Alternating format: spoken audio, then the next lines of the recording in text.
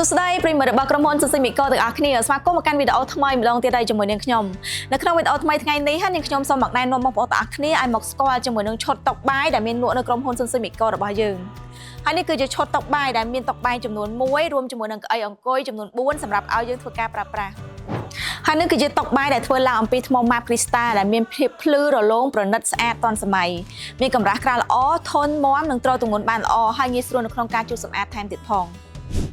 សម្រាប់តុបាយមួយនេះដែរគឺមានប្រវែងបណ្ដោយ160សង់ទីម៉ែត្រនិងទទឹង80សង់ទីម៉ែត្រតុបាយម៉ាបគ្រីស្តាល់មួយនេះគឺស័ក្តិសមមែនទែនសម្រាប់បងៗទាំងអស់គ្នាដែលមានសមាជិក3ទៅ4នាក់នៅក្នុងការប្រើប្រាស់ហើយសម្រាប់បងៗដែលទៅតែនឹងទិញផ្ទះទិញបរិយាឬក៏ទិញខុនដូហើយកំពុងតែស្វែងរកទិញជាមួយនឹងឈុតតុបាយដែលមានភាពប្រណិតស្អាតទាន់សម័យដូចនេះបងប្អូនទាំងអស់គ្នាគឺអាចអញ្ជើញមកកាន់ក្រុមហ៊ុន Sismico សាខាផ្លូវម៉ៅសេតុងដែលមានទីតាំងនៅតាមបណ្ដោយផ្លូវម៉ៅសេតុងនៅជិតជាមួយនឹងស្តុបទួលស្វាយព្រៃឬក៏បងប្អូនទាំងអស់គ្នាអាចអញ្ជើញទៅកាន់ក្រុមហ៊ុន Sismico សាខាភ្នំពេញថ្មីដែលមានទីតាំងនៅតាមបណ្ដោយផ្លូវ1003ទល់មុខជាមួយនឹងច្រកផ្ញើរថយន្តផ្សារទំនើប Eon 2សូមអរគុណសម្រាប់ការតាមដានទស្សនានៅវីដេអូជួបគ្នានៅវីដេអូក្រោយ